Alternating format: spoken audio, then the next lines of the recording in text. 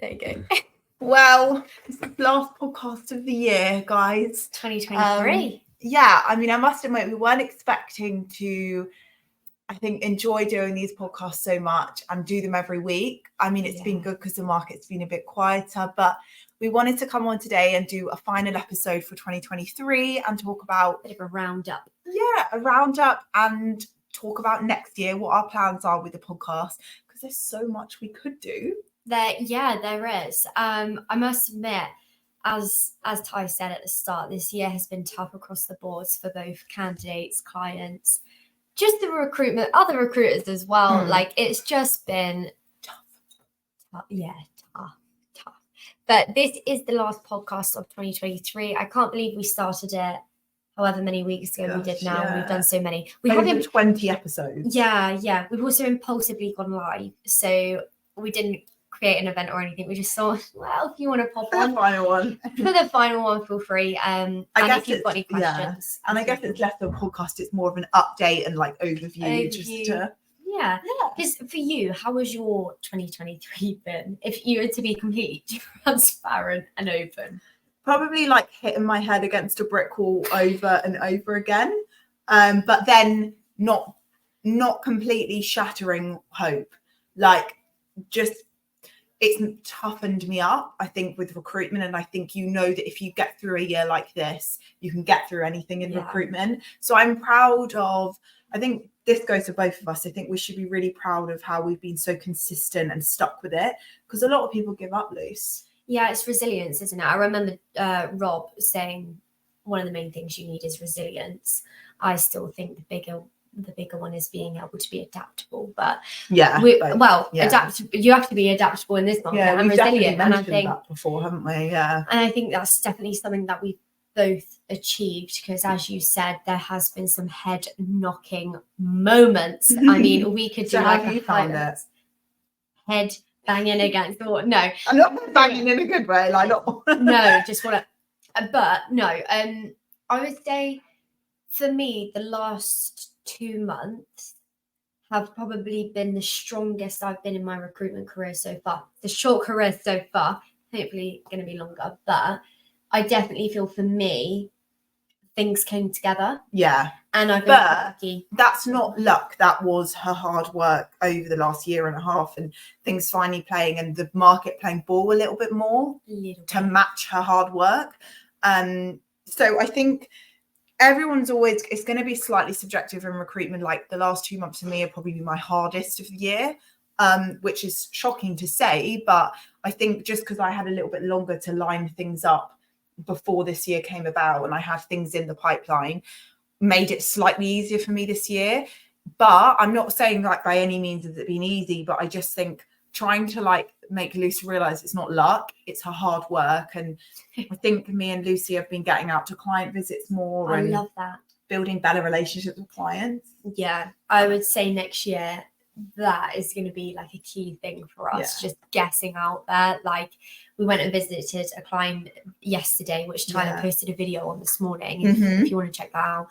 And it was just so nice to meet them, because you forget recruiters aren't just people behind, well, we are people behind a laptop, but we're a bit more than that. And when you actually meet us in person, you get like that relationship that's like built up, etc. And I think that's why I love doing this podcast, because you get to know us a bit more, and it's not just sell ourselves and what we do. This is genuinely because we really enjoy doing it.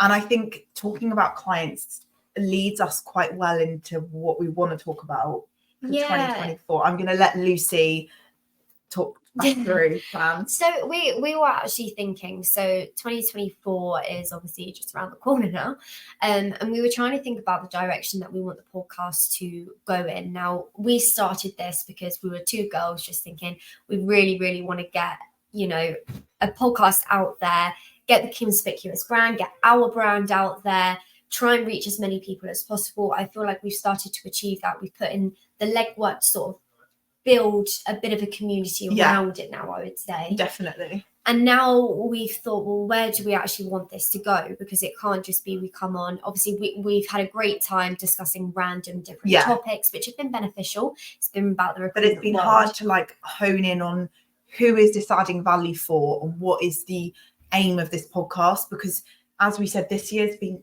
quite tough, and it's been a little bit quieter.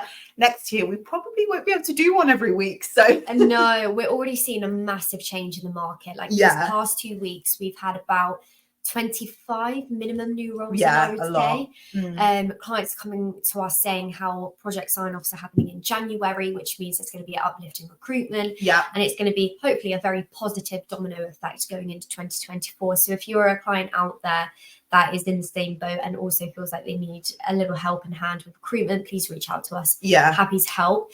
But we've started to realize we won't be able to do this every single Thursday, because although it's half-hour maximum, today's going to be shorter, but because it's half-hour maximum, half-hour in recruitment is like 7 years in like dog lives. You can call like 5 people in half an hour. So for us, we know that we need to sort of balance out things a bit more, and we don't want this to become a chore or a stressful thing, because we really enjoy it. So plans are, we're going to go Diary of a CEO style. We're gonna basically we're gonna bring on clients, new, existing, potentials, anyone in the market. We're going to bring them on as guests, someone from the company to represent the company, to come on, talk about their company, talk about anything to do with the market, anything like that. I'm sure Luce will have other ideas as well. And just, it's not for them to, we don't expect them to work with us necessarily. Obviously, that'd be amazing, but just to come on and just speak to people more. Because I feel like the market now, so last year was very candidate orientated, very dominant. We're seeing a turn. Clients are going to have a little bit more of the power next year. That's just the way the market's going.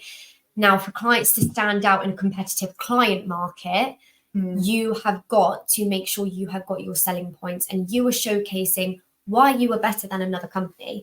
And I feel like this podcast is going to give clients a platform to showcase to candidates, because between all of us, so how many did we work out we have between all of us followers in the UK? Oh, like around 50,000 followers on LinkedIn. Between the UK team, and that's predominantly candidates. So if clients are coming onto our podcast and being be able to talk about what they do, culture, market, what they plan to do for 2024 is a big thing. What they actually want to achieve in 5 years, struggles they faced and overcome to help others in the same situation. Full transparency, and that can even be like a senior position, whether it be the CIO, CEO, or even just someone who works in and amongst that business and has the permission from the business to come on and talk openly. We do know that we're not what's his name, Steve the guy Bartlett. We do know we're not him, so we know big companies the CEOs might not want to talk to us on our little podcast, but we've got to start somewhere. Anyone to represent the company, anyone who feels passionate about talking in general. We're not wanting you to sit there and sell your company. This is not to sell or pitch. This is just an honest chat about everything Lucy just mentioned there. Because it may draw in that talent that you want and that you need, because there are going to be those viewers, and obviously where it's going to be every other week. Obviously, if we have guests on, of course we can go live as well. So if there are candidates out there that want to ask a question about the business, they've got that opportunity to then answer it there and then as a bit of a Q&A to finish off. I just feel like for us, we've sort of thought down and thought what's actually going to add the most value, which Tyler said earlier. And I feel like although this is more client focused for the podcast, it's actually going to benefit everyone. And we just feel like that's maybe the best approach. Of course, we're open to ideas. However, this is the direction we want to go in. We feel it's beneficial for everyone. Those relationships we fostered over the years with candidates we've placed or worked with, clients we've worked with, or we've met at conferences, we can foster those and we can actually do something with it. We can actually have people coming in and being on the podcast or even online. Virtual, and if you come in, you can come, we'll take you for a coffee. So, but I do feel like it would be a good direction to go in. Obviously, this is, if you are a client out there currently watching, or you are someone who works within a business that we currently work with, or in a big business that we can have a chat about. Obviously we might not interview people from like engineering or for companies that are maybe really like way out of our space. Obviously, ideally we'll start with like a lot of the dynamics partners we work with and end users in that space, and then naturally over time we might sort of branch out to other sort of IT, ERP, CRM, like anything within that sector. That we are focusing on the IT sector. So unfortunately, as Ty said, we can't really bring people on in environments which aren't suited to ours. So if you are a client out there that is currently watching, or whether you're someone that works somewhere that feels really passionately about their company that wants to come on, please obviously reach out to us, because I feel it would be really beneficial for everyone involved. If you're a bit worried about it and like you're keen, but you're a bit like, oh, I don't want that camera, I don't want to do it. They look scary. Yeah, we're not. Please reach out to us. We'd be happy to sort of answer those questions. I think it's a big push for us next year. We really want to get our faces out there, whether it be on the podcast, whether it be in person, or on LinkedIn in general. It's just meeting people. Like, it's so important. We're very good, not to blow our own trumpets, but we're very good at building our networks on LinkedIn, and it's actually about utilizing that now and actually meeting the faces behind the profiles and actually getting to know people, building those relationships or partnerships with clients, and just solidifying it, because it just makes it so much enjoyable for us. And that's a bit selfish, but it makes our job fun. We aren't stuck behind a computer. Days go quicker. We can, like yesterday was so good getting out, even if it's, what were we there for, 45 minutes to an hour, talking, solidifying the relationship and coming home. It honestly just breaks also up the day. Proving that we, like, for me, I know I always say this, but I've always wanted to break down the barrier of recruiters, because I had coming into this job, I used to be a little bit, I think I can say this, I used to be embarrassed about what I did as a job. Like, people would ask me and I'd say, I work in marketing. I used to be embarrassed about being a recruiter, but for me, my aim has been, why am I embarrassed? Like, I work hard, I'm good at what I do. It's an important job. It was securing people's jobs. That's like really important. But actually, it's about breaking the stereotype that people have associated with recruiters. And that has always been my aim with my LinkedIn profile, with the podcast, is just breaking down those stereotypes. Definitely. So I feel excited for next year. And obviously I feel like it will just be really good if we can get the people on. Of course, there may be weeks we might not be able to line up a client to come on or whatever. So, we will have other podcasts in between that we may feel important, whether it be market updates or whatever is valuable to you guys. Ideally, if we can get clients on every other week, we need to get some lined up. Yeah, we need to actually start reaching out. Helena's job. I think it will be really good. I think what also on top of this, what are your personal goals for 2024? Have you ever thought about stay sane, don't hit my head against a brick wall? Definitely. I think so. That's a good start. I don't know, I haven't really thought about it too much. I think just building up more client base, getting out and meeting people more, like you said. What are yours? Mine's definitely getting out and meeting people. I want to definitely bring on between 5 to 10 more clients next year, and like solid clients, like the one I'm currently working with. If everyone was like that, I would love my life. I'd be the happiest human in the world, and I'd be like a dog wagging its tail every single day. Like, if I could have that client 10 times over, if not 20, honestly, I'd be a happy woman. I would have no life, but I'd be a happy woman with no life. And then also, I think, because I want, as I said, we've got our meetings next week, haven't we, about like goals for 2024 and stuff. But I think I really just want to go into more of the account management side over time. We'll still work with candidates and placing candidates, but I think over time, if I can build up a good account, a little bit more stability for us. I feel like that's maybe my goals for next year, is really focusing on that, and maybe just honing in on like a specific area that I want to grow. And I think what we're doing will help with that, actually, which is nice. It ties into what your plans are nicely. I feel like we've got more freedom next year. We had the company has given us freedom this year. the market hasn't given us that choice of freedom. It's been, we both obviously are working towards pay rise goals, etc., where we've got to hit targets. So we've had to be very focused on getting what we need to done to be able to reach our targets. And we're not KPI driven here, which is good. That's part of the reason why I joined this company, because me and Lucy as people, we don't need someone to like whip us into shape. We don't need that. We're self-motivated enough. If we can see we're not doing great, we'll work harder. If we need a bit of a break, we'll take a break, I think. We have sort of like, we know in our heads what figures we should be getting out. Yeah, definitely.